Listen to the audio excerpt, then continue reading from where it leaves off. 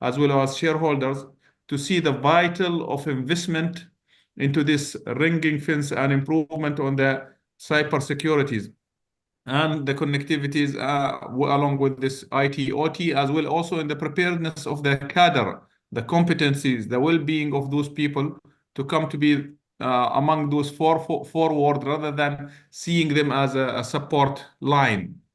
This is very important. You find so many ministries, government are held captive for specific IT security, which affected operation in other essence for whole major cities or even countries, which eventually bail out or what you call it, ransom being paid, and it's not coming to service.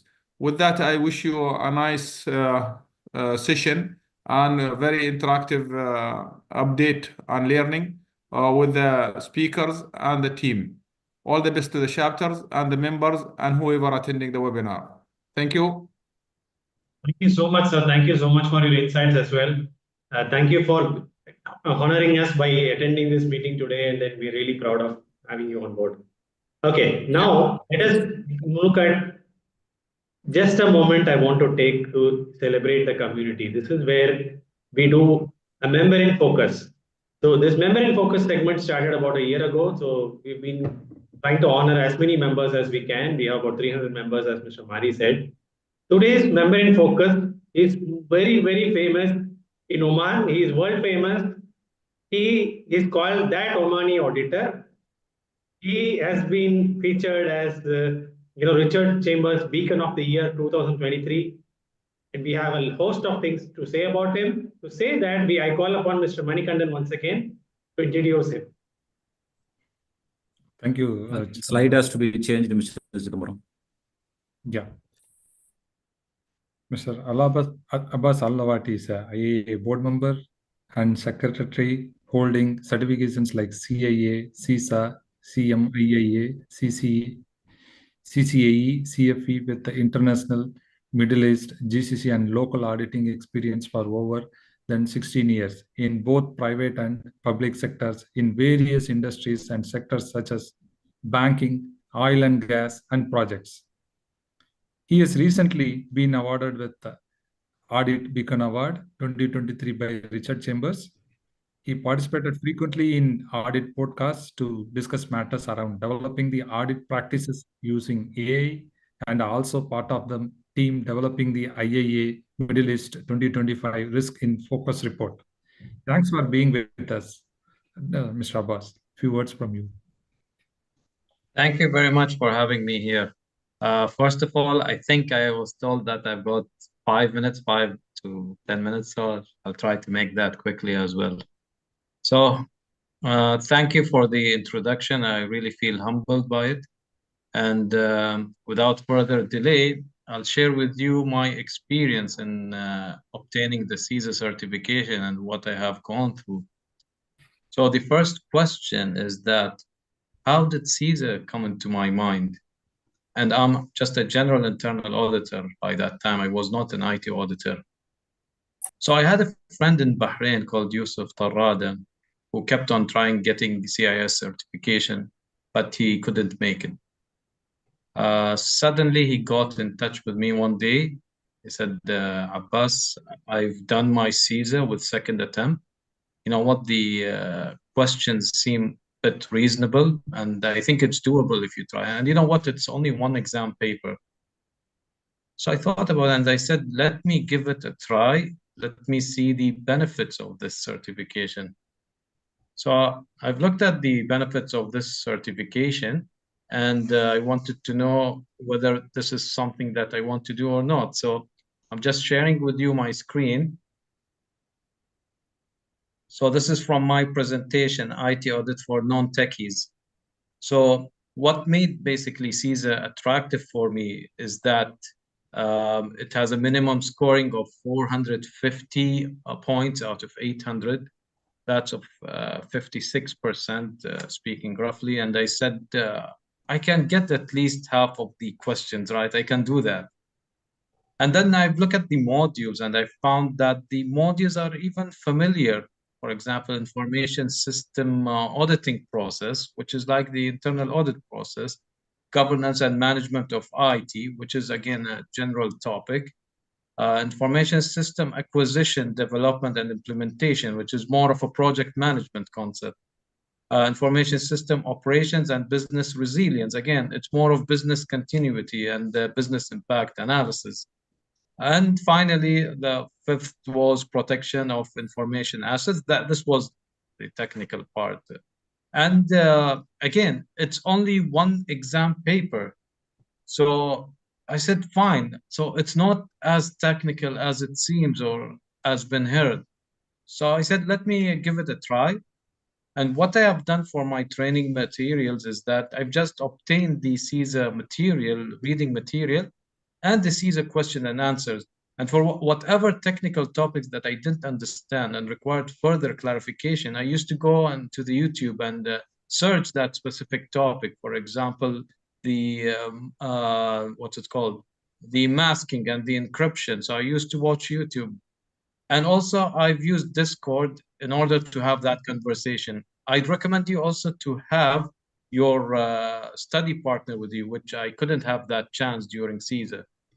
And I've made an analysis, which you can see it on my screen. So the topics or the topics that are covered in red are actually the technical part. So if you see, most of it is really general and something that even a person from non-technical background can do it. So this really what drove me to think about doing and my CISA certification. So I'm just going to pause my share here. Okay. So again, now the question is that what do I need to do one day before the examination and during the examination? Well, one day before the examination, make sure that you study for the first half of the day. The second half of the day, you stop studying and you prepare yourself mentally for the exam. The next day as well, don't study at all, just go for the exam. Now, entering the exam hall, what do I do? Actually, there are two battles here.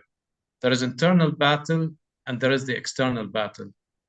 What's the internal battle and who's really the person that you're battling internally?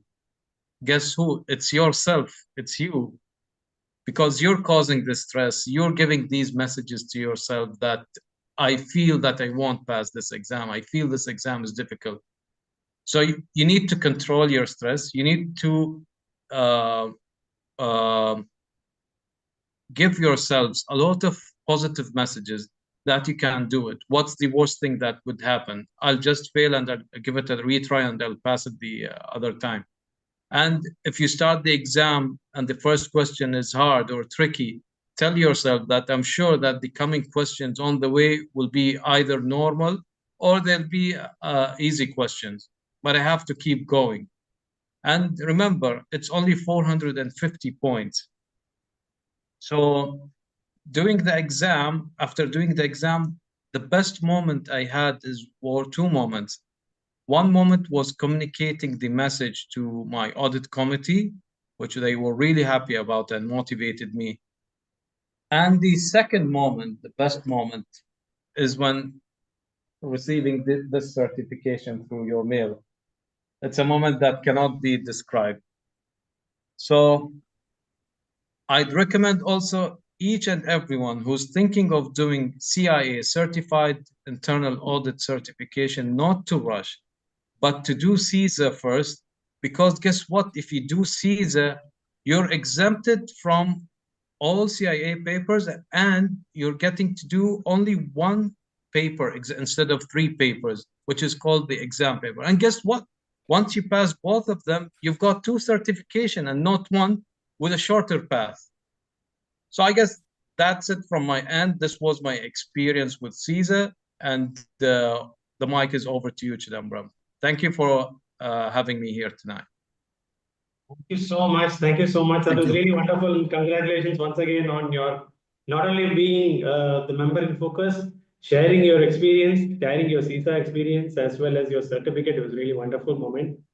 It was like a moment in time which you'll never forget, as you rightly said.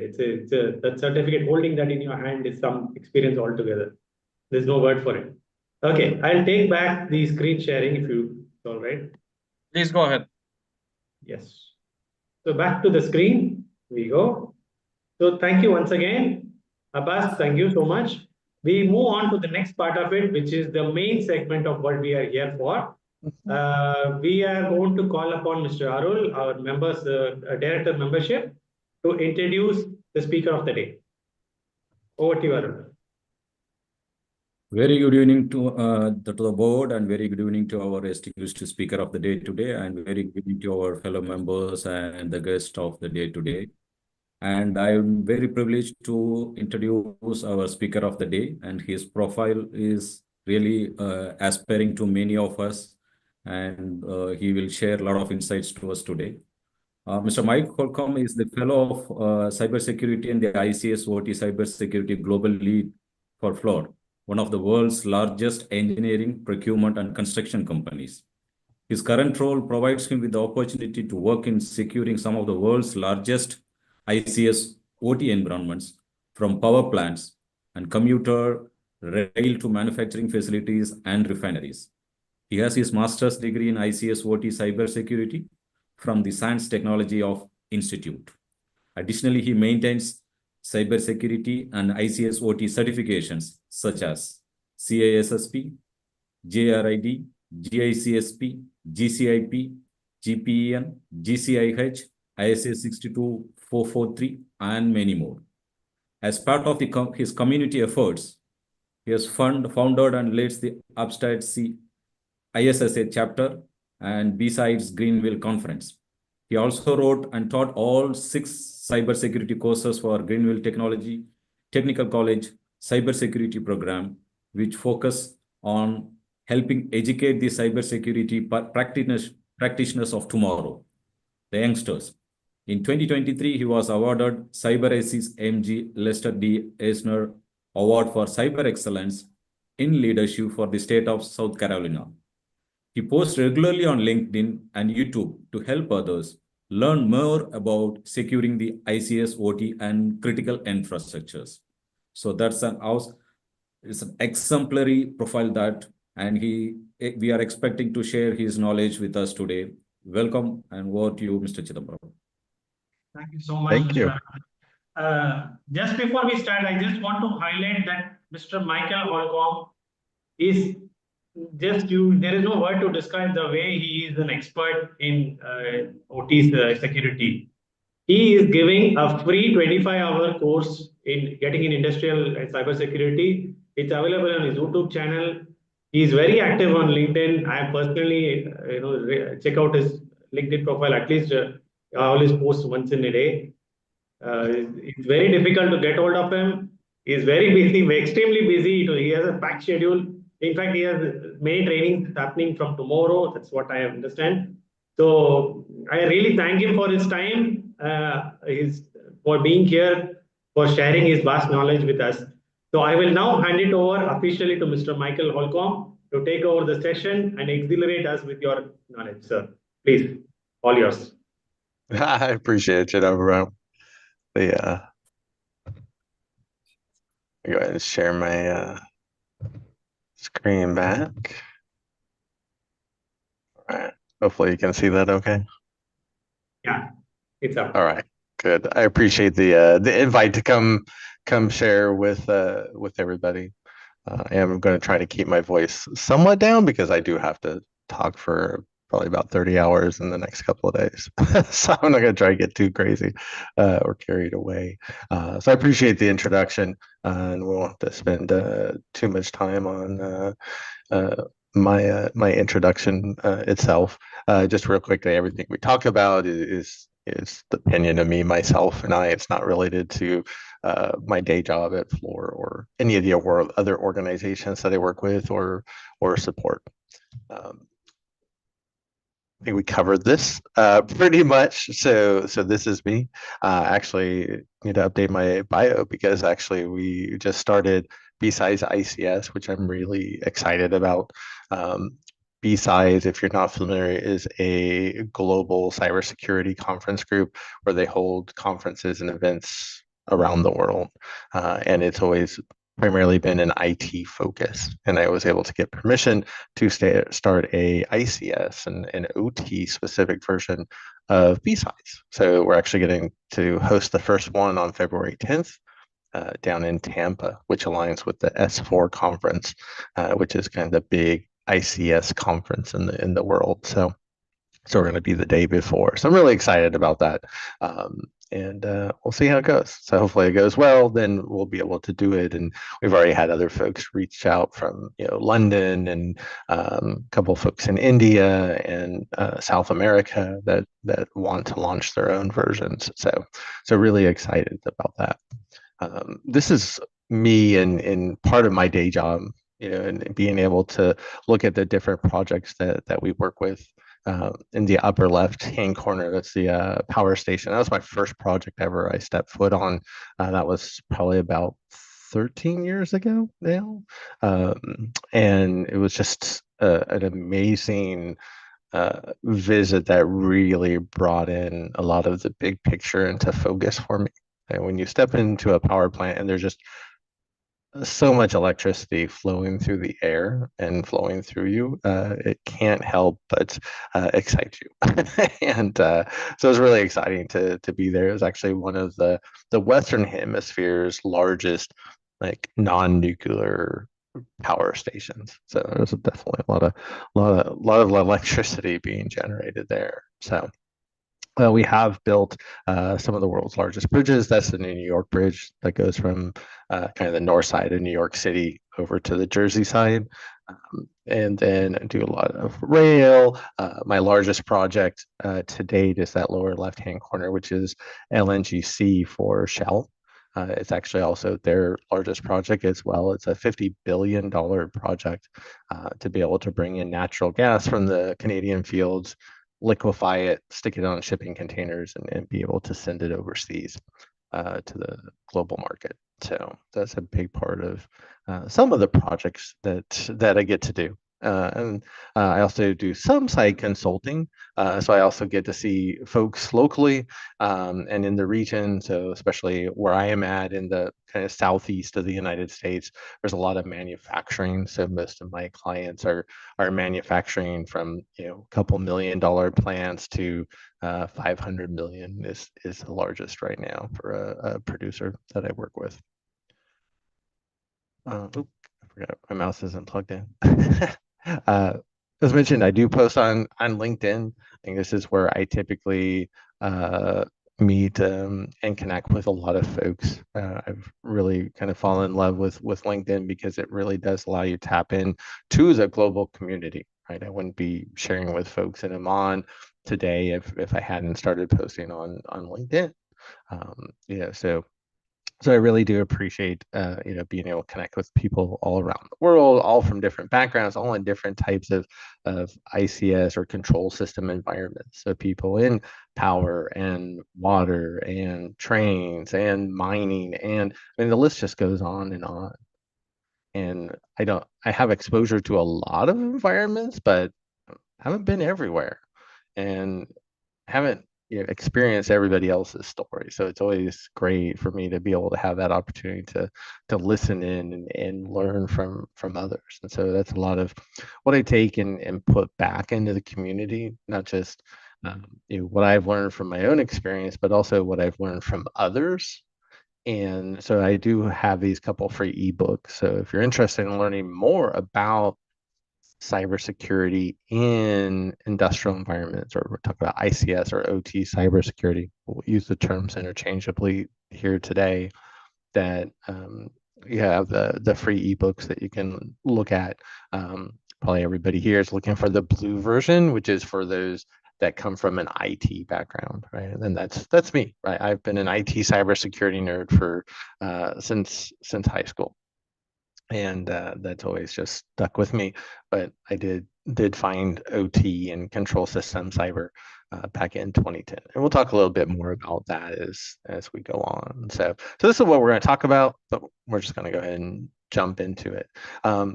I do want to start, especially for those that aren't too familiar with this idea of OT, or again, sometimes we'll say control systems, especially if you're an engineer.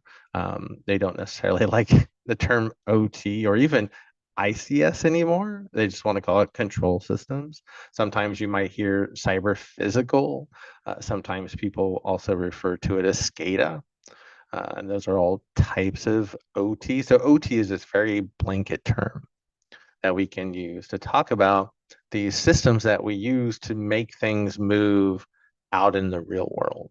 Right? When we talk about IT, we're talking about systems that store and process data, right? We will run applications, we store data. We store a lot of data in IT, right? And we always want to protect that data and ensure the availability of the system so that our users have access to that data to do their jobs. Right? It's a big focus of what we do in IT, right? We're focused on confidentiality, making sure that attackers can't access that information in some unauthorized manner.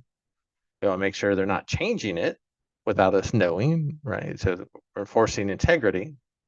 And then we're worried about making sure, yeah, the company stays up and running through availability, right? We don't want systems to go down.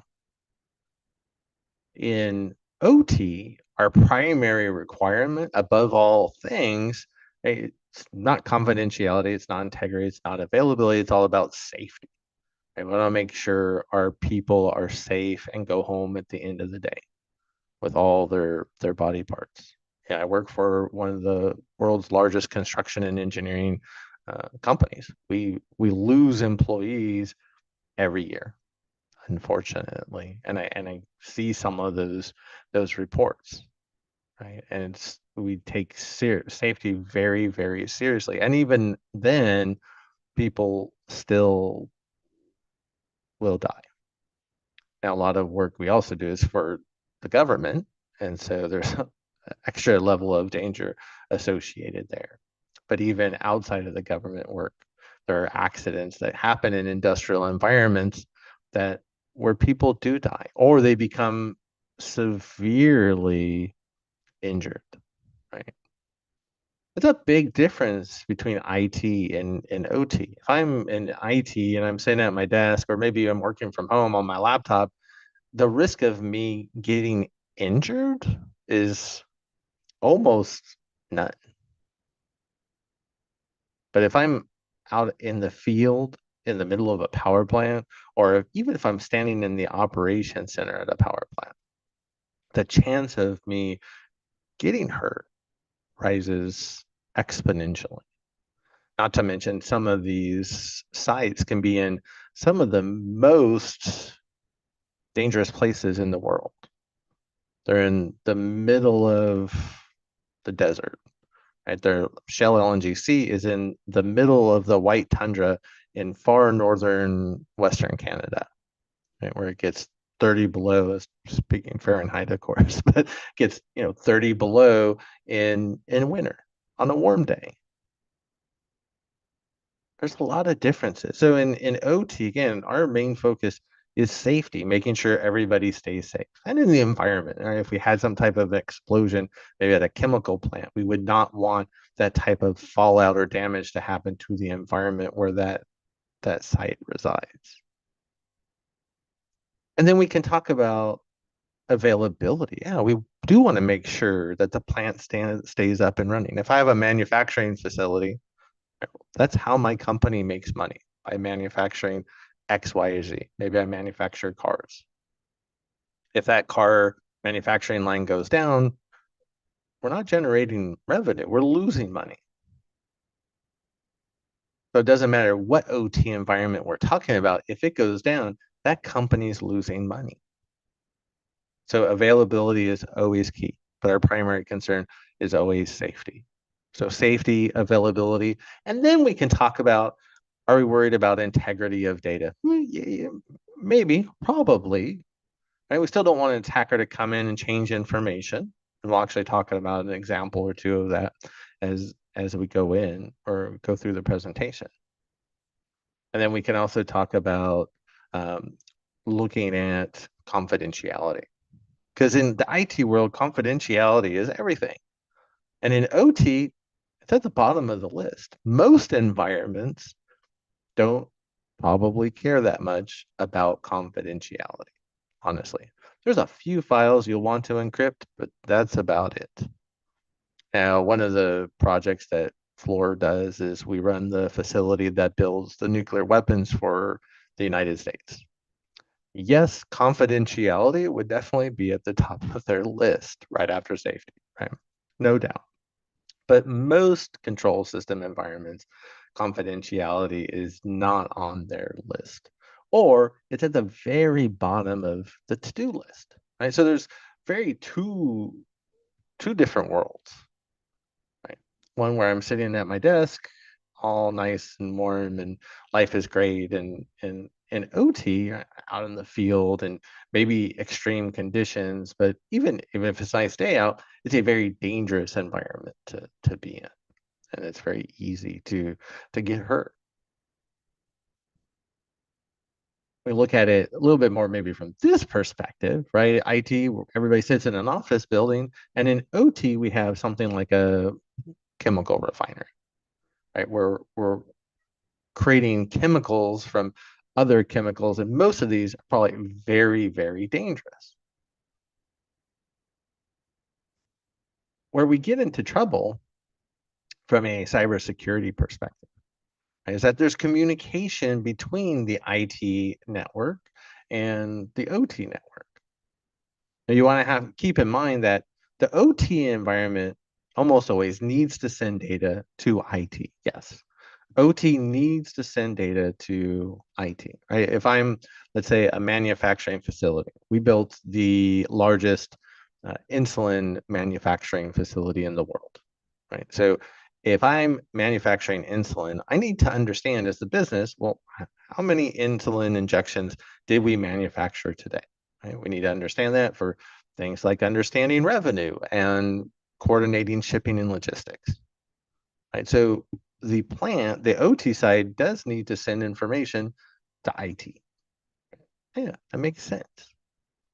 A lot of environments, though, they're architected today where they allow IT to go into the OT network to pull data.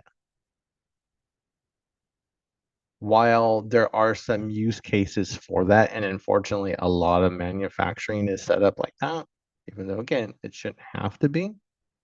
A lot of manufacturing is set up like that. The problem is, most attackers, when they're going to get into your OT environment, and we're going to talk about this some more, but the way they're going to get into your OT environment is they're going to come in through IT.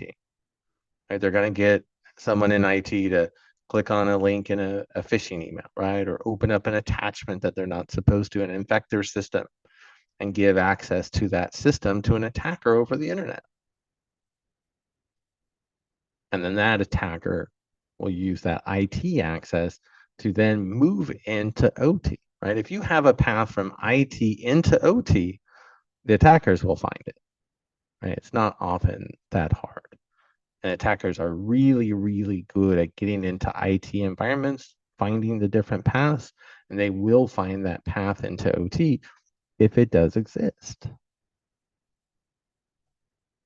So again, we want to make sure that only OT sends to IT, and we don't allow IT, right, to directly go to OT. We really need to have a firewall between the two, just like we have a firewall between IT and the internet, right? We don't want attackers just coming in from the internet, gaining access to our IT systems. It's the same thing, right? We're going to assume that an attacker eventually is going to gain access to IT. We don't want them coming into OT. Again, OT can send information to IT. We don't want IT coming in to get the data. If you can do that in your environment, that already reduces the vast amount of risk you have. That's it. I'm not saying we're done, right? There's a lot of other things that we can do because there are other ways to get into the OT environment that we're going to talk about. But if you prevent IT from originating connections into OT, if an attacker gets into the IT environment, right, they're going to get blocked. They're going to be stopped. And that doesn't matter whether it's an attacker or what if it's a piece of ransomware that gets in. Right? We've had several instances that we've seen, especially with Colonial Pipeline, where that's happened. And we'll talk about that a little bit more. So how are the attackers getting in?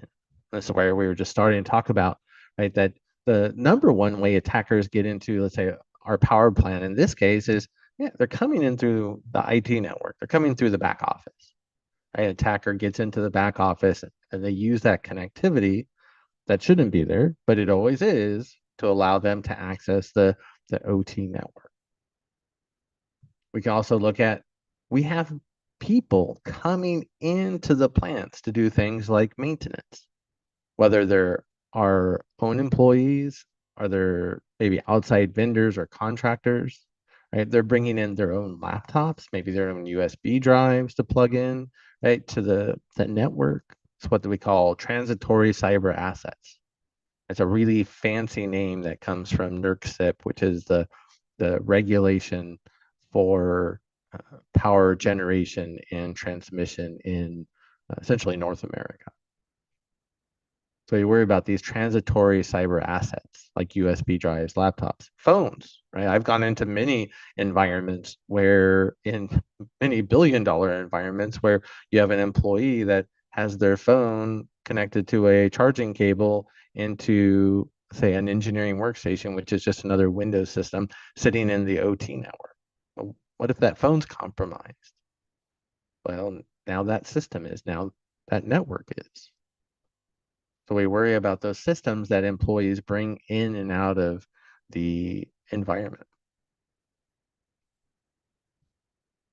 We talk about cloud, right? So cloud connectivity, not just the internet and people having access to the internet, but now OT environments are starting to send data to the cloud. And it makes sense in some ways, because OT environments don't have large computing capabilities generally. Right? But if they took all of their performance data about how every little system in the plant and every single machine in the plant, how it performs, and they send that up to the cloud where we have mass computing power, and we can crunch the numbers, so we can do things like predictive analytics, and we can understand maybe some tweaks that we can do to help the performance of the site increase. So there's this idea, there's this business case. Yeah, we can take all of our performance data, send it to the cloud, and we can learn how to make our environment more efficient, maybe even potentially more secure. The problem is we want to make sure, just like when we're communicating with IT, we send the data out to the cloud. We don't allow return traffic. Because if we're going to allow return traffic, there's an attacker that's going to come right in with it, right? We can't have our internal employees, and then, right, there's internal employees that can make mistakes that end up being very bad things, right? I've seen many mistakes that have taken plants down. Some employees make mistakes that have killed people. Sad but true, right? Unfortunately. And then there's also those employees that they're malicious. They want to do damage to the company. I just think, especially if we have, you know, engineers or operators or technicians in our environments, in our OT environments, they understand the physics of the plant. They understand how it runs. They understand the different systems and how the pieces fit together. They would be the people that would be targeted by attackers for their knowledge. And do you have some engineers and technicians that, yeah, they'll sell that knowledge to the highest bidder? Yeah, actually. And it happens more often than you think, believe it or not. I used to think it'd be very rare. It's like, not so much. We can have supply chain issues, right? We can bring in and hook up systems in the environment that are compromised, or are going to be compromised in the future. And that's definitely a tough problem to solve. I think there's only so much we can do to reduce the risk associated with supply chain attacks. We can have a couple things from this point. So I just think of, yes, there's Wi-Fi, or there's lots of wireless or RF types of communication at plants these days, even Bluetooth. Right? Maybe I'll walk up to a system and use Bluetooth to connect it to look at certain diagnostics and maybe even make changes to how that system is performing. We also see a lot of times that vendors, when they come into an environment, they'll think nothing of plopping down a satellite connection or usually some type of cellular modem connection to a device that they're responsible for managing. So that way they can just fix it from home, right? They can do maintenance, they can do updates from home over that cellular connection. Well, if you didn't even know that that cellular connection is there, how can you protect against it? And what if an attacker found that cellular connection and used it against you? That's one of those big problems that we see a lot of vendors that they don't see anything wrong with doing this. And we'll talk about a great example of this coming up. So those are the more common types of ways that attackers get into ICS or OT environments, right? That's what we're protecting against. And that'll actually realistically cover a lot of the events or the incidents that we're going to talk about during this presentation. And I knew some of the speakers earlier were kind of hinting at or referring to a few of these, a couple of the big ones. But to kind of take a step back, if you really want to understand what OT is, right? We have to understand what something is before we can really start to understand how to protect it. And a thermostat, a common thermostat today, is a great example of a piece of OT.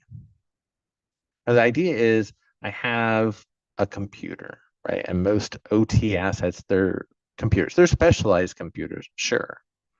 And they're somewhat different from our laptops and our servers, right? They're usually much smaller in size, right? But they have a processor, they have memory, they have hard drive space. They usually have just very little hard drive space, right? Because it's just storing its firmware and maybe the code the logic that it's going to run to do its job. It's not storing, gigabytes of Excel spreadsheets or databases. It's just storing a little bit of information. And then it has connections, right? It can have a network connection, like for Ethernet. It could have a Wi-Fi connection. And then it also has physical wires that come out of that and go into other types of systems. So if I have a thermostat, I think that thermostat, it has what we call a set point. And you can see in this example, right, I have the set point right, configured to 70 degrees. So that way, if it gets too warm or too cold in the room, the thermostat can make adjustments. Right? I guess in this case, the heating's on. So if it gets too cold in the room, right? The idea is that the thermostat has a sensor, right? And the sensor is continually pulling in information. In that case, it's just a simple thermostat saying, oh, what's the temperature in the room? What's the temperature in the room? What's the temperature in the room? Oh, it's 69 degrees. Oh, it's 69 degrees. That's below the set point. So then the thermostat has logic to understand, ooh, if the temperature drops that we're pulling in from the sensor and it drops below the set point, send a signal out to the heater to turn it on, right? And that's just a physical wire that's physically wired into the heater to turn it on. And then the sensor is continually running, saying, oh, 69, 69. Oh, it's 70 degrees. Oh, if the current temperature matches the set point, then we're going to send a signal back to the heater to turn it off. Right? We're done. That's OT. Right? We have a system controlling other systems out in the real world, right? We're sending a signal to turn on that motor and the heating unit, right? It's going to turn on a flame. It's going to blow hot air into the ducts that are going to come into the room and warm up the overall temperature. And just as I said that, my heater turned off. But that's really whether we talk about it's a thermostat that we use inside our maybe home or office, or if it's when we talk about a PLC, it really fits this scenario. That programmable logic controller, right? It could be sitting in a power plant that's controlling a turbine, right? That spins and that's generating electricity. Or you have them in a manufacturing facility, right? And it's responsible for moving a conveyor belt and maybe a robot arm to take one item and move it from one conveyor belt to another, and then know when to stop the conveyor belt or when to slow it down or when to speed it up. Or if I have a train and the train is speeding down a track and then that track has a curve coming up, and for some reason the conductor is no longer available, maybe they passed out. We have to have the ability to be able to slow down that train without any human interaction. Those are some of those examples of the systems that we use to control those aspects of the world around us, right? Using computers to control those systems of systems, right? Or the physical world around us. They will refer to this as the control loop, because if we do think of that thermostat example, it's just constantly in this loop. Zoom, zoom, zoom. It's checking the temperature, right? It's pulling in the temperature from the sensor, right? What temperature is it? What temperature is it? Is it below the set point? If it's below the set point, oh, I need to turn on the heater. If it's, oh, the temperature is the same or it's over, I need to turn the heater off. But just continually sits and loops through that logic to then make those changes, again, out in the real world. Turn the heater on, turn the heater off. Turn the air conditioner on, turn the air conditioner off. Turn the electricity on, turn the electricity off. The list goes on. And we'll talk about some more examples as we go on. Are there any questions so far?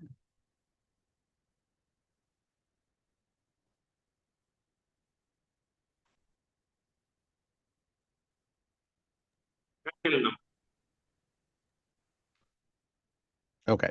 All right. It's going good. Going good. Thank you. All right. I appreciate it.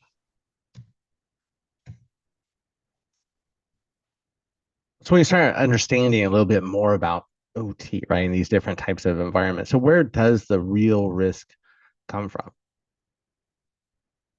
And this is where we look at our thermostat example, right, that we have. And usually the real risk is, well, nowadays we want everything to be connected on our network. And most networks are connected to the internet. And of course, the internet, everything uses TCP/IP. So we use TCP/IP everywhere. And so in OT environments, right, we give all of our assets, or at least most of our assets, IP addresses these days. Now, a lot of owners and operators of these environments, they don't think that those assets are going to be exposed to the internet. They don't even think they're going to be exposed to the IT network. But usually there's some type of communication to the IT network. And about 70% of the time, even though they don't think there's internet traffic flowing from OT out to the internet and back, there is. That's a scary percentage, especially the fact that those environments don't realize that they have internet connectivity. I had a friend that he had walked into a manufacturing facility, and on one of their machines, in OT, we have a type of machine called an HMI. Really what an HMI is, it's a screen. So basically, these days, it's just a monitor or a screen that shows you a process. Like maybe it'll show you the manufacturing process. You'll see maybe a conveyor belt. And it'll show you that the conveyor belt's moving or not. And it'll show you, are there items on the conveyor belt or not? Right? And then you have a button to be able to stop the conveyor belt. What if there was a safety issue, right? Or maybe you wanted to start the conveyor belt manually. Right? That would be a simple example of an HMI. And we'll see some examples coming up. But a gentleman walked into a manufacturing facility, and instead of the operators watching, the process and watching the conveyor belt and the parts moving down the conveyor belt and having the options to click the buttons, like what if there was an emergency to stop that conveyor belt. They were watching Netflix. They were watching a movie while working in this manufacturing plant. Does not sound very safe, let alone, right? If they're watching Netflix, right? Think of what that means. It means, yeah, that OT network, their plant network, it has to have internet connectivity if they're watching Netflix. So there's a lot of risk there. Because in our example of the thermostat, well, yeah, if I have an IP address on it, well, and then I have it on, let's say, my home network or my office network, and then all the other devices on that network have IP addresses. So if I'm an attacker and I have access to that thermostat, I can access those other systems and I can attack them. Now, there was a thermostat that was used in a casino in Vegas to attack the rest of the casino environment and actually steal money. It does happen.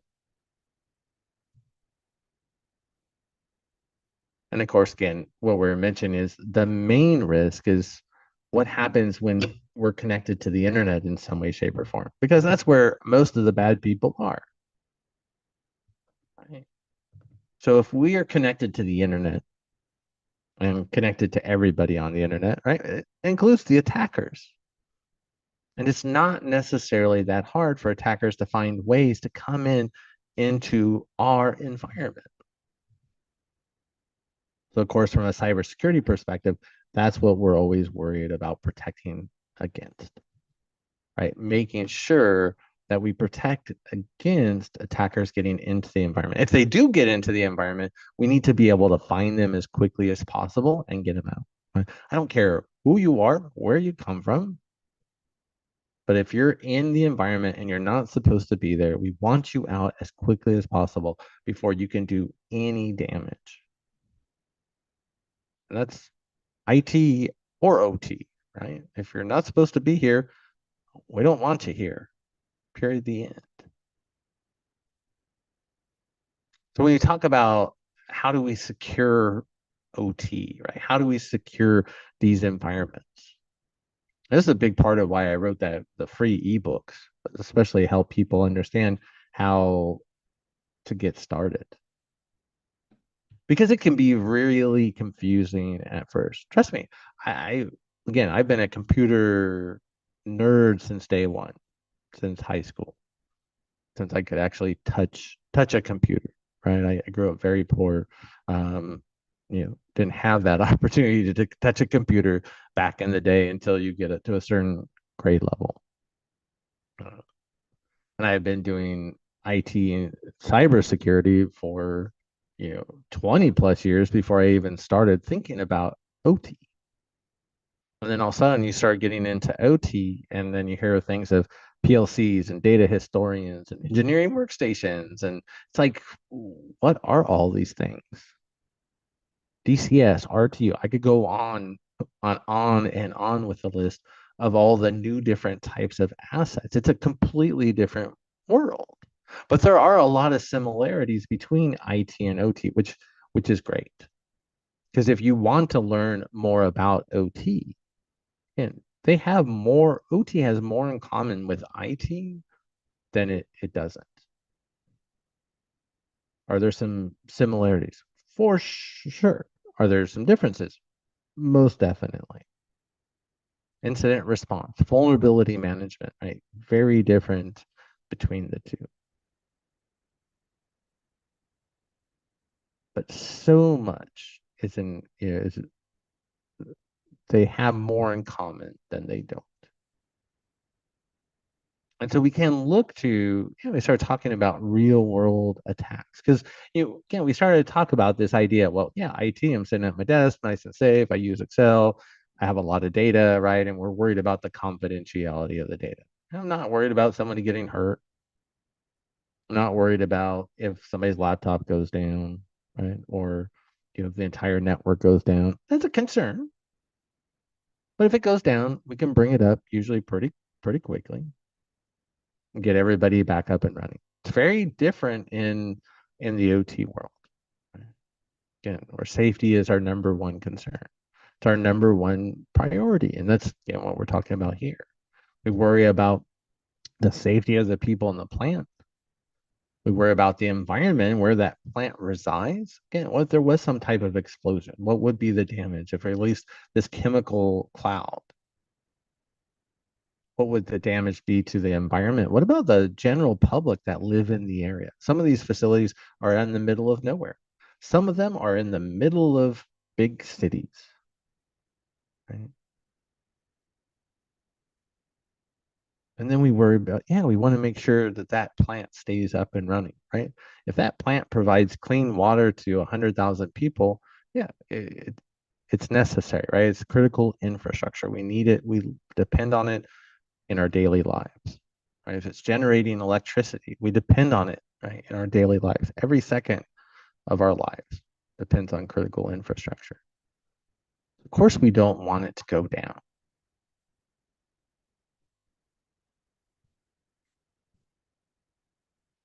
Let's just go through this real quickly. We've already talked about this, right? IT, we're worried about confidentiality, integrity, availability. A lot of people flip that for OT because it's all about the availability of the plant. Now, availability could be impacted by integrity. So if somebody came in and changed a value, it could impact the availability. So we do want to keep an eye on integrity, sure. And confidentiality is, again, usually at the bottom of the barrel. But maybe, and like a lot of clients I have in my day job, right, we have billion-dollar facilities and multi-10 billion-dollar facilities that exist because of some secret formula that makes that company's product special. And they want to make sure that nobody is able to steal that special secret formula or any aspect of the plant that makes it. So in those cases, confidentiality is important. Again, it's not as important as confidentiality or availability, and definitely not any more important than safety. But where confidentiality comes in play in OT, it's much more rare than obviously like in IT, where it's everywhere. So the next part of the presentation, I want to go through kind of a quick history lesson where you can see some of these examples of these incidents that have happened over time. I think this really helps highlight kind of where we've come from and where we are today. Because when you go back 5 years, even, definitely 10, 15, 20, you would hear about a significant OT cyber attack once every 4 or 5 years. Like, what? I've been watching the space since 2010. There were many years where nothing exciting ever happened, which is good in some respects, right? But it's very boring if you want to learn more about OT cybersecurity, because one of the ways we learn is by learning from what happened in an incident and how we can protect against it. So I go back, I usually start, and there are some instances that go before 2003, definitely. And there are lots of incidents in here that they're smaller in nature. But the first big one for me was 2003 with the Davis-Besse plant. And that's where SQL Slammer took down part of the plant for a couple of hours. The entire plant did not go down. But what I like to focus on here is that SQL Slammer was a worm that was designed to go around the internet, find unpatched Microsoft SQL servers running on unpatched Microsoft SQL, usually, and it would infect the system and then spread to all the other systems on its network and other systems on the internet, right? It just spread. It's a worm. Well, in this case, this was a air-gapped environment. This is actually a nuclear power plant. And that's why I always like to focus on this one, right? Because we all know nuclear power plants are air-gapped and they don't have any internet connectivity. So how did you get a worm from the internet into your plant? what had happened was there was a contractor that was responsible for the systems, essentially, that helped monitor and review historical data on how the plant was operating. So in an OT environment, we have these systems called data historians. These are usually Windows servers running Microsoft SQL Server. And so you send all of your performance data to these data historians. And this is an example where the contractor, right, didn't want to always have to come into the plant to do their work. They thought it would be smart to run a T1 line from inside the plant to their office. And somehow that actually happened. And so they had an unpatched SQL Server at their office. It got infected. Right? That infection found that T1 line, went right into the power plant and infected all of those SQL servers sitting on those data historians. Now the plant doesn't need the data historians to run, right? So the plant wasn't in jeopardy. There was no risk to safety. But in this case, right, it's still an example of how you had a piece of malware running around the internet, got into a nuclear power plant that's supposed to be air gapped, right? It's not supposed to be connected to the internet. Right? Obviously it wasn't. And that was 2003. And we still see instances. Again, we mentioned earlier, contractors come in, they'll put cellular devices on your network without you knowing. So if you're not looking for them, and I've found them, if you're not looking for them, yeah, you'll never know they're there. Configure was very similar. You can see 6 years go by. And again, there's little things that happen, but 6 years go by with not a lot of big news. But Configure, very similar, right? Wormable malware going around infecting, in this case, other power plants in the United States and around the world, right? No nuclear plants that I know of. Probably happened, but so much also that, especially lately, that I found out, right? We never hear about those incidents. These days, the only way you'll hear about an OT environment incident is if there's a real world physical impact. We'll talk about some of those. Or the company has a regulation or government requirement that requires them to report. Like in the United States, we have the SEC, and they'll, if you're a publicly traded company like Fluor, and we had an OT incident, we would have to report it because it could ultimately have an impact on our share price. So 2010, though, is when Stuxnet happened. I think this was alluded to earlier.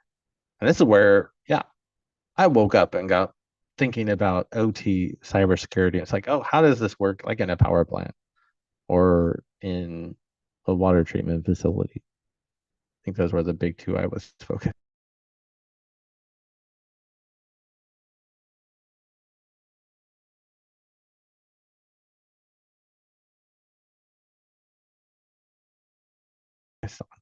It was the first nation state or nation adversary targeting another nation adversary or another adversary with a cyber weapon.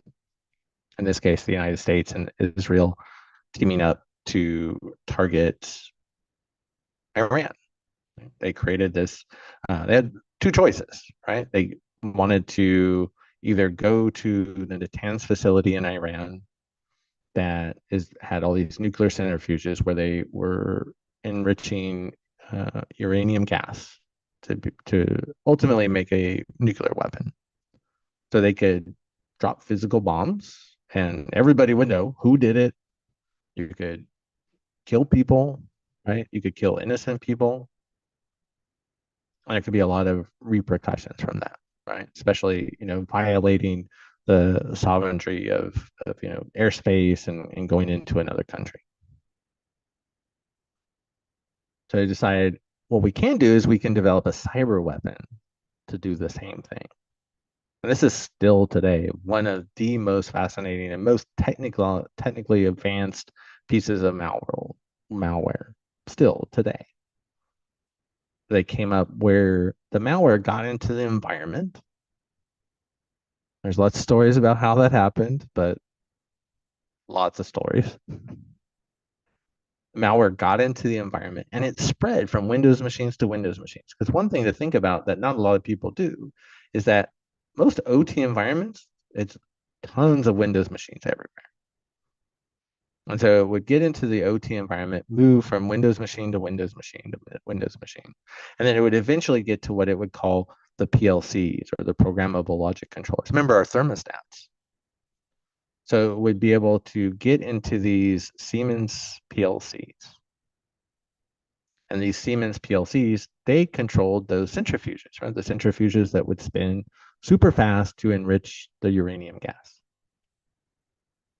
And what they did, where it got really tricky, was it basically recorded the activity of those centrifuges under normal conditions, right? So it would always show that the centrifuges were perfectly fine. If you were in the control room, everything looked fine, right? You're looking at the board, looking at all the centrifuges, all the data, all the pretty lights, everything looks good. But behind the scenes, Stuxnet was using physics to break down the centrifuges. It'd spin them up, spin them down, spin them up, spin them down, right? Use erratic behavior and harmonics to physically break down those centrifuges that couldn't be replaced. They couldn't just walk down to the local store and pick up a replacement, especially with the sanctions that they were under. It took them, I think it was almost, 6 to 9 months before they actually realized what it was happening. And they only realized because Stuxnet got outside of the facility and started infecting other systems, like personal PCs in Iran and then other countries around the world. But most of the infections were in Iran. So people kind of figured out what was going on and potentially who were the attackers. But so it was the first case where we had state actors going after other nations. And then at the same time, I think for me, I was thinking that really, like, if I'm China, Russia, right, or any other country, I would see this happening and you say, like, wow, what were the repercussions? Right? What happened to the Americans and to the Israelis because of Stuxnet? Nothing outwardly. Right? It's like, well, if nothing happens to them, we can do it too. And I think also because of how technically advanced Stuxnet was, you had countries like China and Russia and others that said, we're way behind. We need to really pick up the pace.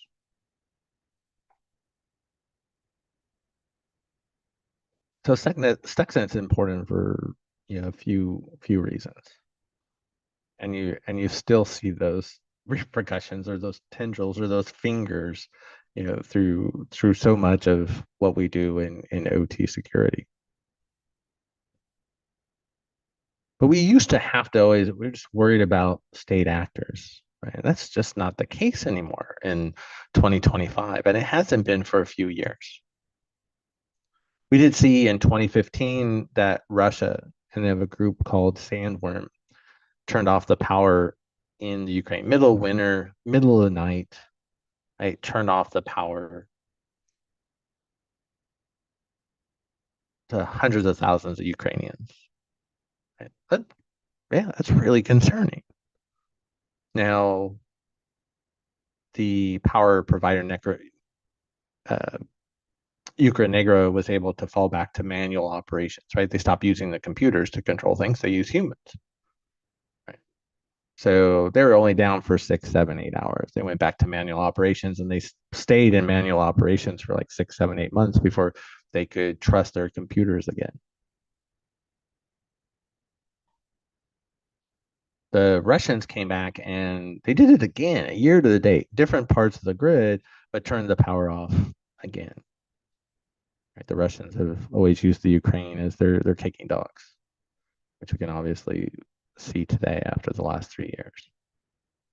And then 2017, this is where the Trident or the Trisis incident happened. This was the first really big control system incident where we thought, oh, this is going to be it. This is going to wake up everybody. Right? This is going to wake up the world to how important OT security is. I was actually sitting in Rob Lee's course, if you're not familiar with Rob Lee, he's the CEO of Dragos, but he's really considered one of the world thought leaders in control system cybersecurity.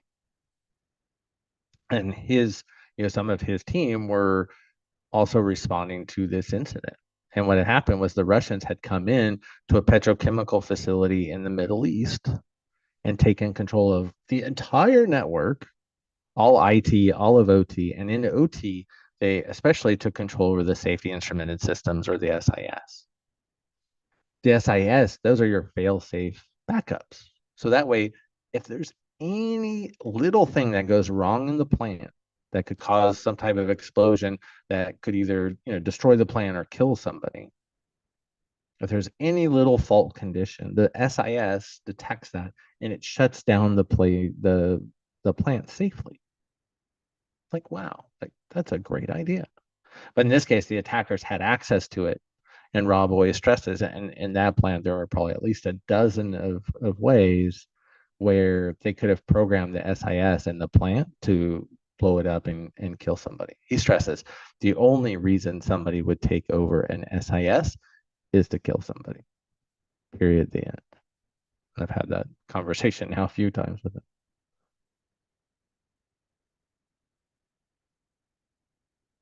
So that's a big concern. But again, from a historical perspective, we thought, oh, the world's gonna wake up. Nobody really cared. Other than if this is a Saudi Aramco facility, it's not secret anymore. So, obviously Saudi Aramco was very concerned, right? Saudi Aramco now has probably, from what I've seen, right, the strongest ICS OT cybersecurity program in the world. And a big part of that is because of Trisis and Trident, I think. So after Trisis, again, a couple years go by, nothing. Crickets. And then this is where everything changed. Because in 2021, this is where Colonial Pipeline got hit.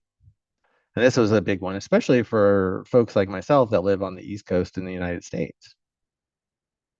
Because we would go to the gas station and there wouldn't be gas. You could go around the corner and there would be another gas station and it had gas, but it had a really long line. And it might run out of gas before you got some. So we were impacted for about a week and a half, where gas just wasn't readily available everywhere. Right? It became a 2-3 hour adventure trying to get gas during the middle of the day. Right? But this is where it wasn't a nation's or a state adversary, right? It wasn't the Russians, it wasn't the Chinese, it wasn't the Americans or the Israelis that came in and took down the largest gasoline pipeline in the United States. It was a ransomware group.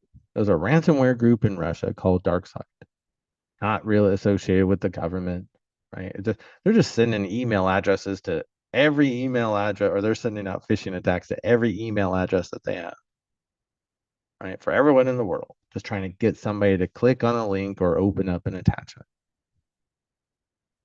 In this case, it just happened to be somebody in the back office at Colonial Pipeline that opened up the email and fell for the phishing attack. They infected their system. That infection ran rampant, infected all the IT systems, and then it started moving to the OT network. There's a lot of stories about that one as well. Some people will say it didn't. Some people say it does. It did. But ultimately what happened, they had to take the pipeline down for 10 days. So again, the largest gasoline pipeline in the United States, it covers the entire eastern half of the United States, was down for 10 days. So yeah, we heard about it, right? Again, the only OT incidents we know about are the ones that have a real world impact that'll make people stand up and realize something happened, like Colonial Pipeline or the blackouts in the Ukraine. Or the ones, right, that get actually reported, like Stuxnet. Right? How would you have heard about Stuxnet, right? That's actually a long story, interesting story, but maybe for another time. There are so many incidents that happen, especially today, that you never hear about. But my point is, we do hear about incidents. We hear about incidents pretty much every day now in the OT world. Again, before 2010, we only heard about them every couple of years, really, and it was only from state adversaries. Russia, China, the United States. If you weren't worried about state adversaries, you didn't have to worry about cybersecurity. But ever since Colonial Pipeline, ransomware operators and other types of attackers like hacktivists and like the lone wolves out there, right? They realize, ooh, we can target these types of environments. And if I can infect them, ooh, especially, if I'm a ransomware operator, like, yeah, pay me or I'm going to shut down the power to your millions of customers. Is that company going to be more want or likely to pay the ransom? Yeah, potentially. So ransomware is really big in the OT world right now. It's not just about the outage, but it's also about, for them, it's the reputation loss. A lot of people look to the Clorox outage here in the United States because Clorox went down. Usually these outages are 10 days. In the 10 days where they weren't being able to send Clorox bleach to stores, what are the stores going to do? They're not going to let the shelf sit empty. They're going to put other product in those places. So not only was Clorox not selling bleach, but they were losing shelf space to their competition. And some of that they did not get back. To a manufacturer, right? That's a really big deal.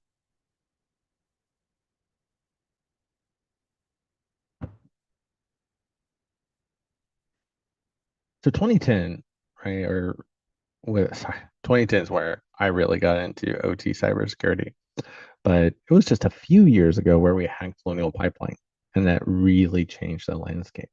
And that's why we see today, I would say the vast majority of OT environments understand they need to do something about cybersecurity. The problem is most OT environments, they're not large companies like Saudi Aramco or Shell. Right? They don't have 100 security team members focused on just OT cybersecurity. Most OT environments, they're small manufacturers, they're small water providers, small utilities in small towns. They don't have an OT security person. They don't have an OT person. They don't have probably an IT security person, let alone an IT person. They might call Joe or Joanna to come in once every 4 or 5 months when something acts up. So what are these environments supposed to do about cybersecurity? They're very vulnerable. And even the larger environments, they have their own vulnerabilities, right? There's a lot of risk right now. It's getting a lot better for sure. Those bigger environments, they continue to improve their own programs, which is great, right? That's what I get to work with in my day job. My side consulting is, more the kind of the medium to large size shops. And they're either just getting to build their programs and they're just starting that cyber journey, or they're still working to continually improve, but they're still pretty new to the cyber security game. We have so many environments out there that even if they know they're supposed to do something, they don't have any money to do anything about it. They don't. They're just trying to struggle to keep the lights on. And that's the sad truth, unfortunately. So those are some of again, it's kind of this idea, if you look back at just these main items, that for such a long time, you didn't have big incidents for years. And then we get into the point where nowadays there's incidents every day. If not, there's an incident at least once a week. If you're not hearing about them, you're just not watching, the right, security feeds, and that's okay.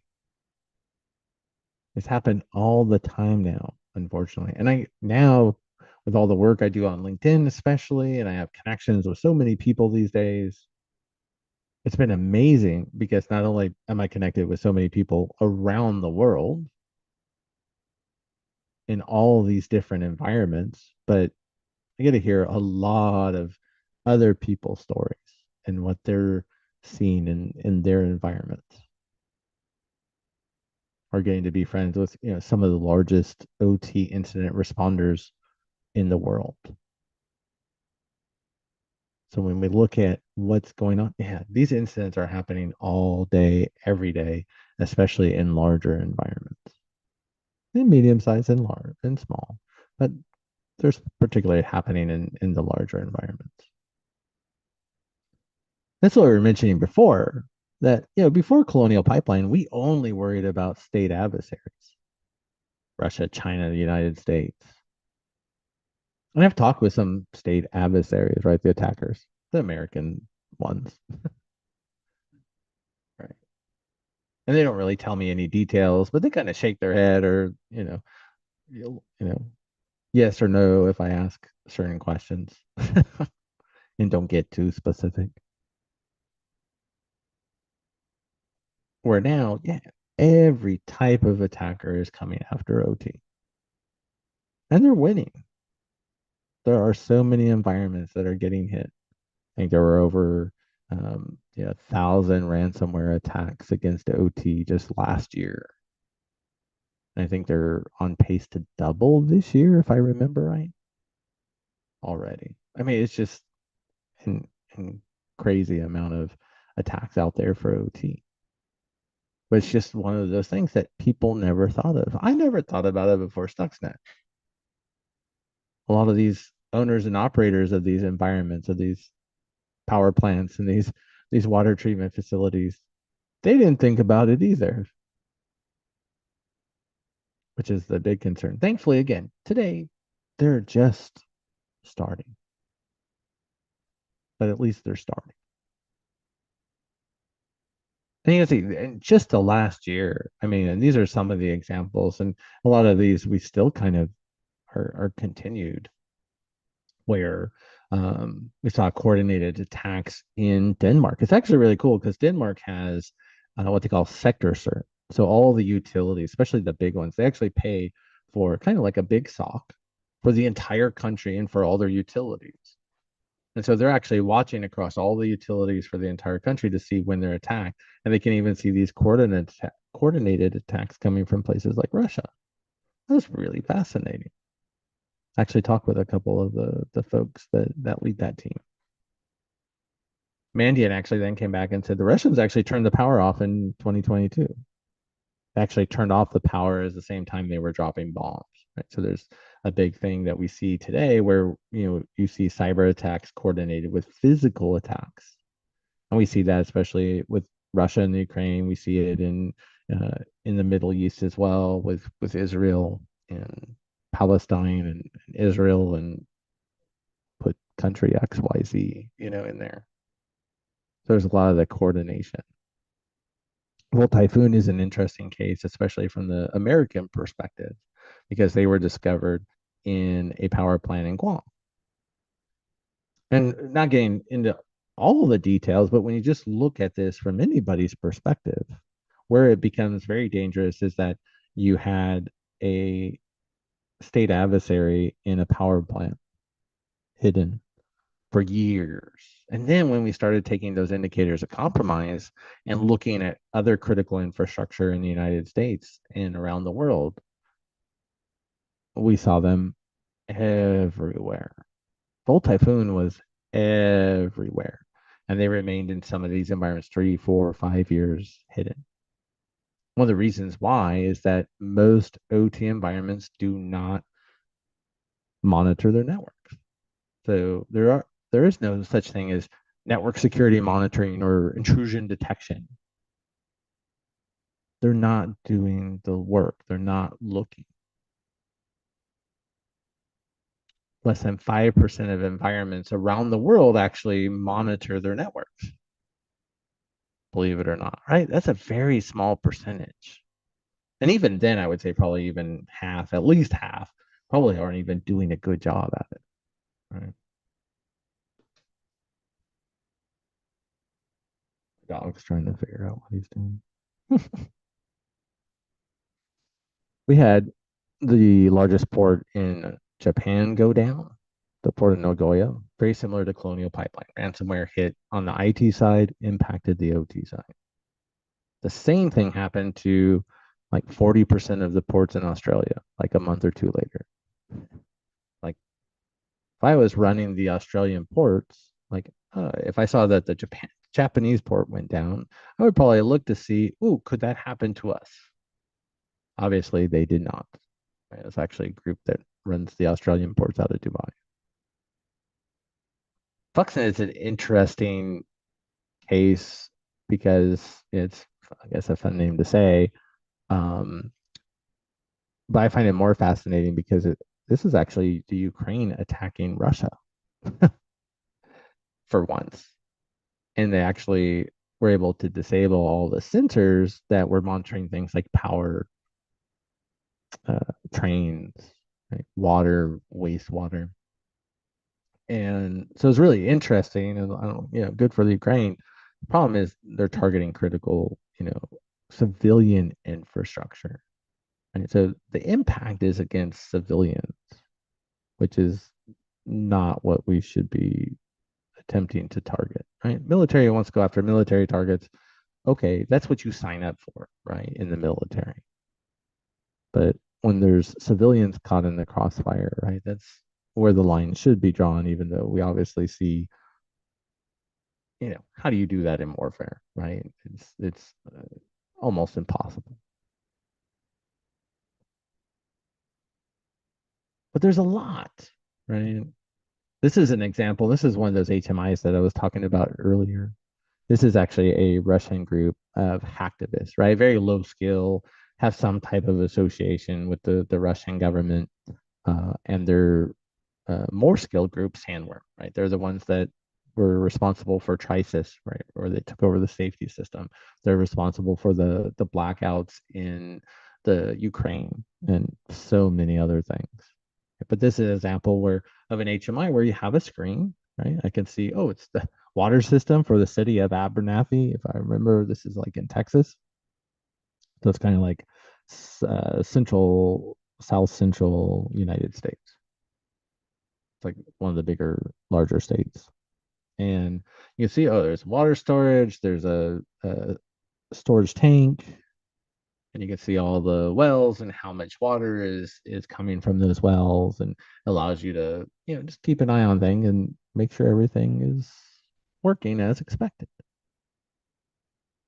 Now, I forgot there was sound with that one, but what you can see in that, and go back and can send you the link, or you can find it in my LinkedIn post, but you can actually see where the attackers got into these HMIs. They got in the inside of the OT network, found these HMIs, which again, these days are just web interfaces. So they're really just drawn as web pages. And you can find these out on the internet as well. And they just start clicking, right, to see if they can break something. Because again, they don't have any real technical skill, right? But they can click, and in that case, they caused a water tank to overflow and spill. I think it was like a couple of dozens of gallons of water, right? Not the end of the world. They didn't blow up anybody or anything. They didn't kill anybody. But there was a real world impact that was there for sure. And there something bad, really bad, is coming, right? It's just a matter of what is it going to be. They try to keep it, very realistic and not try to use fear, uncertainty, and doubt. But I did want to talk about, well, how can we start to protect against these types of attacks? In the OT world, the main standard we always look to is 62443. This comes from ISA. There's also IEC, which is the international association that it's paired with. So if there's a standard that anybody's looking to in OT for cybersecurity, it's almost always going to be ISA IEC 62443. right? In the US, we have NIST 882, which is also a great standard. It has some advantages, right? They all have their advantages and disadvantages, but because it is uh, based in the US, it's sponsored by the United States government, it's not going to be as widely trusted, right? Or looked to. So I think we always look to 62443 as the standard. So I know being ISACA, right? If you always want to find the standards, right? Because what are we measuring against? And so 62443 is going to be that standard. Sometimes NIST, right? But again, mostly US, maybe Canada, but everybody's looking to 62443. So the 62443 standard, or really it's a set of standards that come together, right, to be able to provide an understanding of how do we secure control system environments, right? It's and I will say this, I'm trying to make fun of myself, not anybody on this call, right? I'm not an auditor because I don't have that attention to detail quite often. So, and these standards are great because everything is well documented. But it also drives me a little bit crazy because of that structure, and it's not very practical. It's very hard for somebody like myself to be able to read it and say, hey, I just want to know how to protect the environment, right?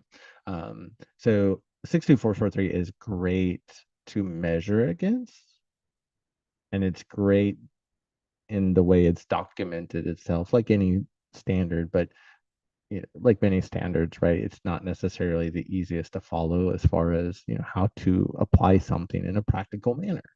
That's one of my other projects that that I'm working on, is like, how do you describe this practically? So here I do mention 882. Oh, this bad slide, skip that. I don't know what happened there. So with that, kind of wrap up. So most of you are probably familiar with the IT critical security controls from CIS, the Center for Internet Security. And I've been a huge fan of them forever. I remember when they first came out, huge fan. I loved it because it was really, this goes back to, it's very simply written, very practical, and it was a prioritized list. So you said, hey, start here at number one and work your way down the list. But the idea is that number one has the most impact in reducing your risk. That's awesome. And they actually have a version for ICS OT. The problem is they just kept the controls and the numbers the same and just said, hey, this is how this works in OT. That does not work, because OT has very different priorities than IT. So I created my own version. I think and I saw someone else was doing a webinar the other day where they had created their own version. So I did my version of the top 20. And I post a lot about this on LinkedIn. Because you can see, in IT, well, we start with the understanding what we have in the environment from hardware and software, right? And that's still very important in OT, undoubtedly. You can see it here, though, at number 2. Number 1, secure network infrastructure. Right? I want to make sure, like we talked about at the very beginning of the presentation, I have a firewall that sits between IT and OT. And I don't want to allow IT to talk directly with OT, because if IT can connect directly to the OT, once an attacker's in IT, they can too. It's as easy as that. And that will reduce the vast majority of your risk. Yeah, there's lots of other things to do, and there's a lot more to secure network architecture, right? We look at segmentation, right, within the OT network. How do we do things like secure remote access? Because we do need to allow remote parties to come in and do things like maintenance and firmware upgrades over the wire. Especially, that became huge during COVID.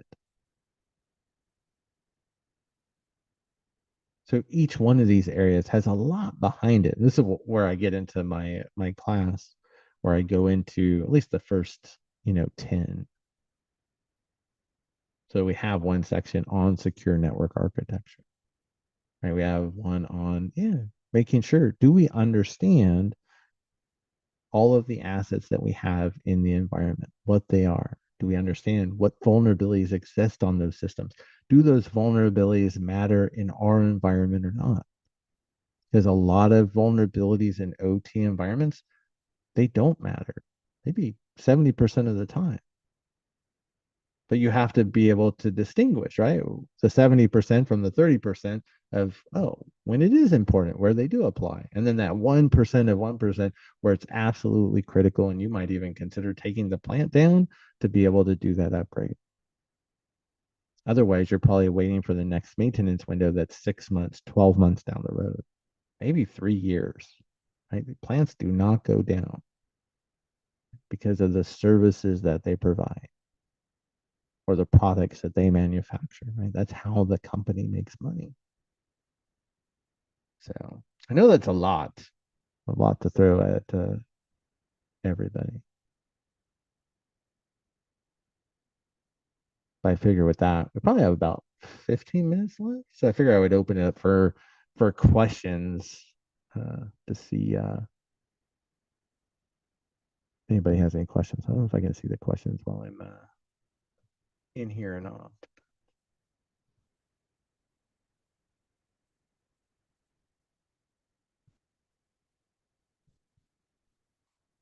Let's see. Kenosis says, I think that cybersecurity is lost immediately when someone does not protect his system. Yeah, I would agree with that. The updating of antivirus, activating computer firewall, multi-factor passwords are just some of the things to prevent. Most definitely, right? It's an interesting concept. A lot of people, when you say defense in depth, are applying multiple layers of controls and environment to protect it because assuming one or more of those layers will fail, right? A lot of people in OT think defense in depth is a dirty word for some reason. I still haven't figured out why, but they're coming around. But yeah, we have to continue to apply. We have to continue to improve. I think that's why I'm a big fan of like ISO 27001, right? The big focus on continual improvement there, right? There's a lot of great things that do come out of standards and frameworks, and that's a big focus for me. So let's see, we know that a compromise to an OT system can have much more disastrous consequences than a compromise to an IT system. It's not just financial. There's a lot of potential there for sure, right? There's a real world impact, and have people died because of cyber attacks? Yes. Have a lot of people died because of cyber attacks? No, especially at one time. It's got to be, coming one day. And unfortunately, there's a lot of people in OT that they're waiting for that really bad thing to happen before they do something about cybersecurity and OT, which is really sad, right? Because as I mentioned, I'm always one for always continually improving. I'm not going to just sit on my hands and not do anything, whether I think something really bad is going to happen again tomorrow or not.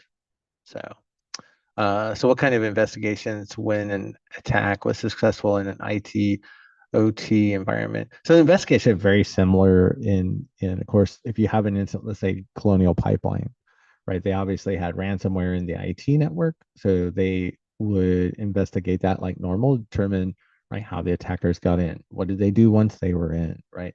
What's the impact to the environment? But then you have to do the same thing for the OT side. And on the OT side, right, you can't just have somebody come in from IT and understand what's going on. Right? They're not engineers. I don't pretend to be an engineer. I work with some of the best engineers in the world. So I get to learn a lot, but I'm not going into a power plant or Colonial Pipeline and pretending like I know everything about the OT environment when I still know nothing. So you have to work with the engineers to help you understand. Same things. How did the attackers get in? What have they been doing? What could be the impact? And it's very different in OT, right? From that perspective. But the steps are really the same, right? From understanding that there is an incident, right? Doing the going through the whole containment, right? Process, right? Limiting the attackers, making sure that they can no longer move throughout the environment, get into eradication, right? You're removing them completely from the environment, which is much easier to do in OT. And then getting into recovery, right? Getting the plant back up and running, getting the business back to work. So yeah, it's very same, but you have to make sure, just like in IT, when you're doing, you know, a incident response, you have to get the right people in the room. So you need the engineers, you need the people that are running the plants, the people that designed it, that understand the parts and how the systems and the systems of systems and how they go together. So is it possible for a cyber attacker to cause a disastrous event in a nuclear power plant? I've been working on a post and a YouTube video for this one, because I actually have now friends that friends that are very I mean, they're literally, you know, triple PhDs in like how the power grid and power plants and nuclear plants work. So the answer is, could it happen? Yes. The chances of it happening, it would literally be like a 1 in a trillion shot. So you would be better off like dropping a bomb or waiting for an earthquake, like with Hiroshima, or not Hiroshima, but with Fukushima. So yeah, it's possible, but it's, you know, it's theoretically almost not possible. So there are just so many controls in place. And that's the one thing to keep in mind is when you look at any facility, can an attacker break in? Sure. There was a case in Florida in the US where an attacker came in, got access to what they call an engineering workstation, which is used in this water treatment facility to control how much of the chemical that they would put in the water to clean the water and make sure it was safe to drink. And the attacker got in, turned it all the way up.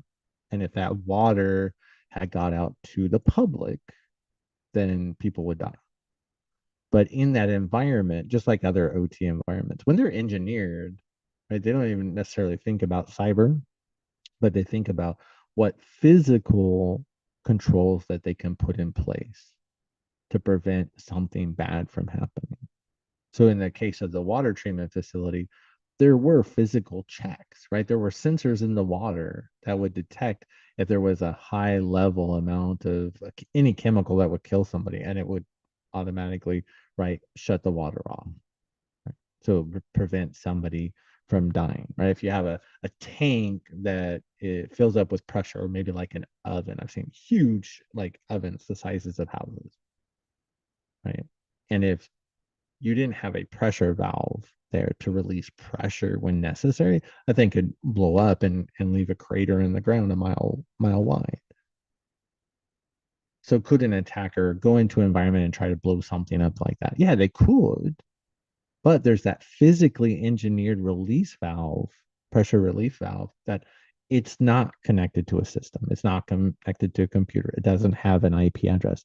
So it can't be impacted, at least remotely. Right? Someone can go to it and destroy it with a hammer, I guess. But that's the nice thing about OT environments. If they're designed correctly, you have all these engineered safety points that if something did go wrong, whether it's created by a hacker or not, those physical security controls take effect, and it prevents something really, really, really bad from happening. And that would very well be in a nuclear power plant. So even if an attacker got into a nuclear power plant, again, it's $1 trillion in one long shot. So they would have, you know, other ways they would go do something else, right? Invest their time somewhere else. So yeah, check out Stuxnet. If you want to read more, there's 2 books along the lines of Stuxnet. One's called Sandworm, which is that big group that we talked about in Russia. So that whole Andy Greenberg wrote that book. So he doesn't talk about just Stuxnet, but he talks about other activity. Rob Lee's actually talked about in the book. I mentioned him earlier. There's also a book called 0 Days by Kim Setter, I think, if I remember right. Oh, I feel bad. And that entire book is dedicated to Stuxnet. It's a few years old, and I say, you know, like any book, she doesn't get everything, but she does, you know, a lot of that classified work, you know, right? You never know everything. So, let's see. Also, normally in OT environments, the PLCs are designed only to do specific activities. In such cases, what happens when compromise happen is some examples. Yeah, and that's a great point. And think of like the thermostat example, right? If I have this PLC and it's wired to these different machines to make them move, the PLC is very limited in what it does. I mean, it also sends very limited number of commands.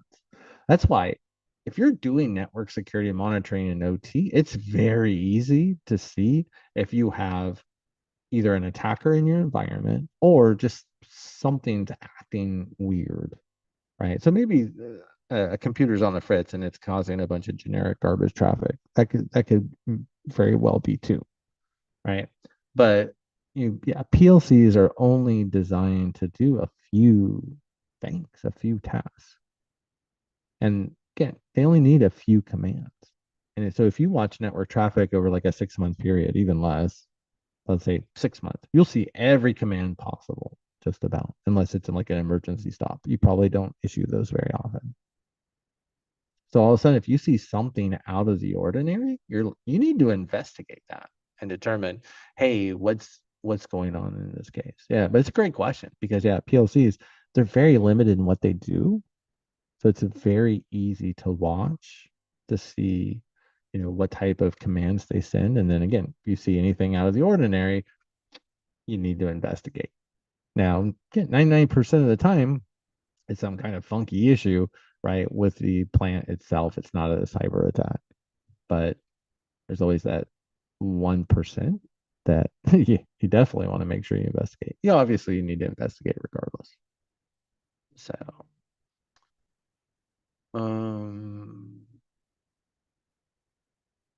yeah, things like building management systems, yeah, those control like heating and air conditioning for usually like office buildings. They also think of like data centers, right? And you have these huge massive chillers that are the sizes of houses that are the air conditioning for the data centers, right?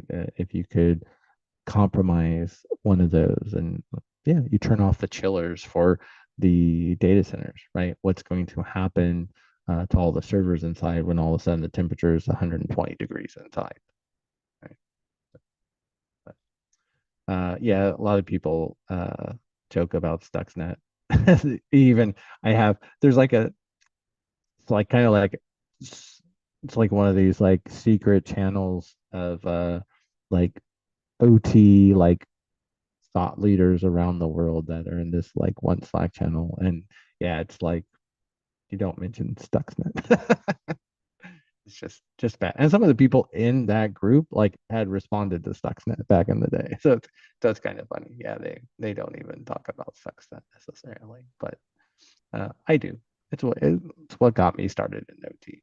So what are some of the best practices that organizations can follow to ensure compliance with standards like NIST, IEC, well, ISO 27001, that's purely IT, right? So that doesn't impact OT. I do stress ISO 27001 though, because of its focus of continuous improvement, which I love. I actually led the ISO program at Floor to get our certification. Oh, Lord. But yeah, with IEC 62443 or NIST, I mean, it's just like anyone, right? You want to go through, know the requirements, understand how that's going to be implemented in your environment. I think this is part of the earlier conversation. I think NIST is much more plainly written and easier to understand for most people.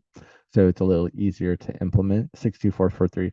So I would say NIST is written by IT people. 62443 is written by engineers, is what it is. So if you're not an engineer, 62443 can be really, really rough to read, honestly. So yeah, I mean, it's the same like anything, right? Going through the standard, the framework, understanding all the requirements, right? Put them in a big matrix and then implementing, right? But I went ahead and, I created my approach kind of based to try to simplify those things. Because again, most people, especially that are coming into OT these days, they're not engineers, but they need to be able to understand how to protect OT environments. and most aren't going to read 62443, especially if you have to pay $1,800 for it. So,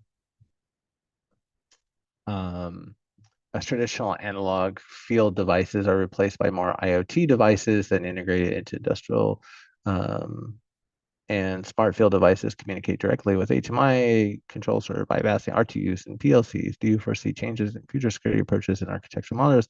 So yeah, Purdue. So for those of you not familiar, the Purdue model is how we describe how different systems in OT and IT talk with each other, basically, and they have like this layered approach.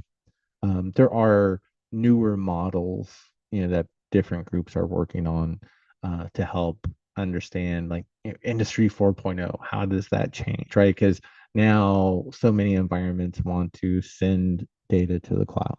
Some, they want to be able to control their OT environment from the cloud. I think you're crazy if you want to do that. The only good use case I heard of for that was from the Ukrainians and from Ukrenegro, because yeah, they literally could have their operations center bombed out and not have a way of controlling the power generation and transmission. Like, you know what? That's a perfect case. Otherwise, I would never do it, because every cloud environment is going to get hacked. I'm getting off on a tangent though. So yeah, so Purdue is changing as far as, and then yeah, any changes to the network architecture, right, just have to be, you have to understand the risks that are there and how you're going to protect against those risks, right? I'm never going to be the person that's going to say, no, you can't do this, right? It's very rare for me to say, no, you cannot do that, right? But if you're going to do something, right, you have to understand, how do we wrap controls around it to lower the risk to where it's within the acceptable, where it can be acceptable, right, by the owner's risk tolerance, right? Which is really what it's just like in IT, right? At the end of the day, it comes down to the owner's risk tolerance.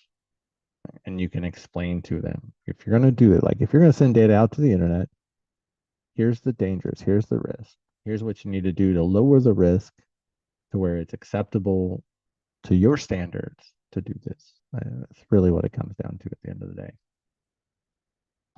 Hey, Mike, how often do we audit, patch, update the OT systems as to ensure better security control? Is there any best practice be followed? Yeah, I actually just, my LinkedIn post last week, it's one of my more popular ones. I repost like every 3 months. Talks about vulnerability management. Patching is very different in OT.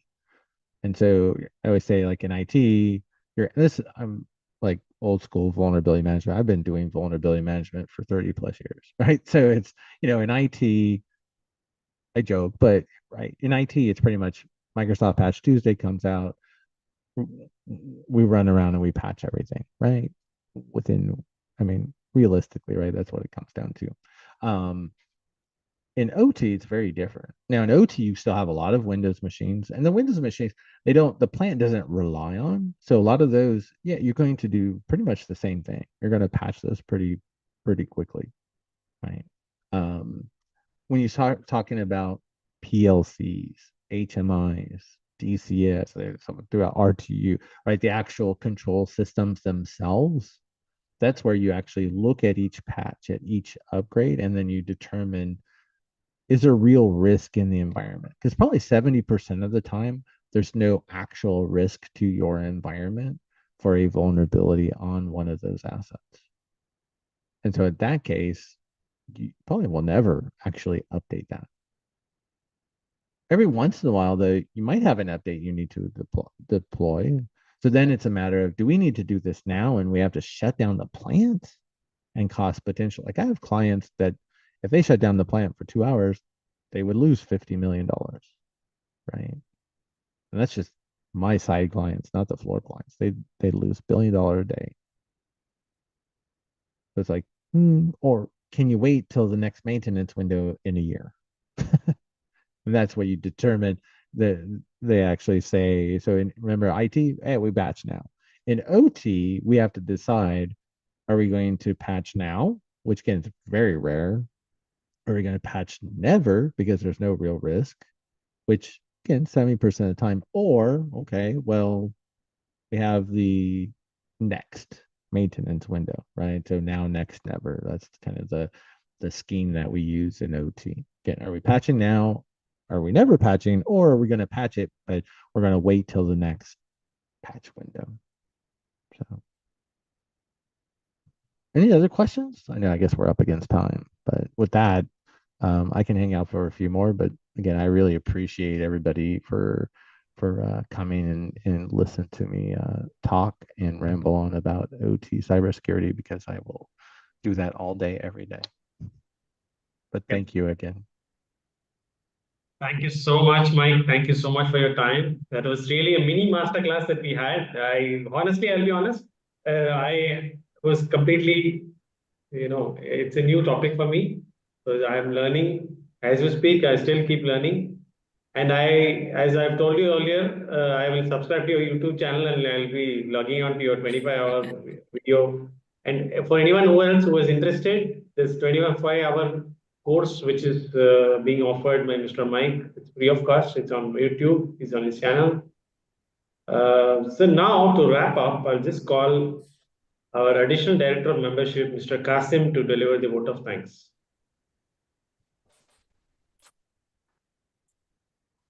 Good evening to all. It is my great honor to deliver the vote of thanks on behalf of ISACA Muscat chapter. First and foremost, I would like to express our heartfelt gratitude to His Majesty Sultan Haytham bin Tariq for his visionary leadership and for providing the opportunity for organization like ours to serve the community and contribute to the growth and development of the country. I extend my deepest thanks to our speaker, Mr. Michael, for his insightful session on OT cybersecurity threats and skill. The session is highly beneficial and gives a lot of valuable information. Also, I would like to thank the guest of honor, Mr. Fatik Al-Belushi, and the member in focus, Mr. Abbas Al-Lawati, for their present and support chapter activities. A special thanks to our chapter sponsor, the College of Banking and Financial Studies. A special thanks to our corporate supporter, Primary Brain Global, Klystron Global, Arabian Industry, and Crow Oman for their support for our chapter activities. Thank you. Also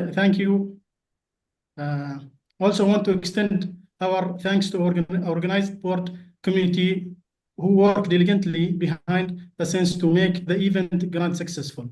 Thank you once again and look forward to see all of you again in our upcoming event. Thank you. Thanks, everybody. Thank you very much. Yeah. So thank you very much, everybody, for your kind availability and joining this session and to take it to the next level. Mr. Mike, just before we close, can we just request you if you can share your presentation, and is it okay? Do we have your consent to share it with the members, if it's all right? Oh, sure. Yeah. I'll send it to you, and just give me a few minutes. I'll send it over. Sure. Great. Okay. A big thanks to everyone who participated today. We really had a record number. Just before we close, I just want to make a quick announcement that we are having an open session on the 29th of January. This is happening as a live in-person event at CBFS SEEB Hall at 6:30 p.m. So there is a registration link which has been circulated in our WhatsApp group and on our LinkedIn page. If you are in Muscat, if you're in town, please do join. It's going to be a really eye-opening event that we are looking at more participation from our members as well as new people who want to become members, who want to know about ISACA certifications and so on. So that's happening on the 29th, which is next Wednesday at 6:30 p.m. Oman time. So with that, we close the evening with this. Thank you once again, everyone. Stay curious, stay engaged, keep learning. Have a nice evening. Thank you so much. Bye. Thank you, everyone. Thank you, Mike, and our entire team and members. Thank you very much. And thanks to the guests who joined from different parts of the world and from Oman and students. Thank you very much. Wish you a great day. Bye-bye. Thanks all. Take care.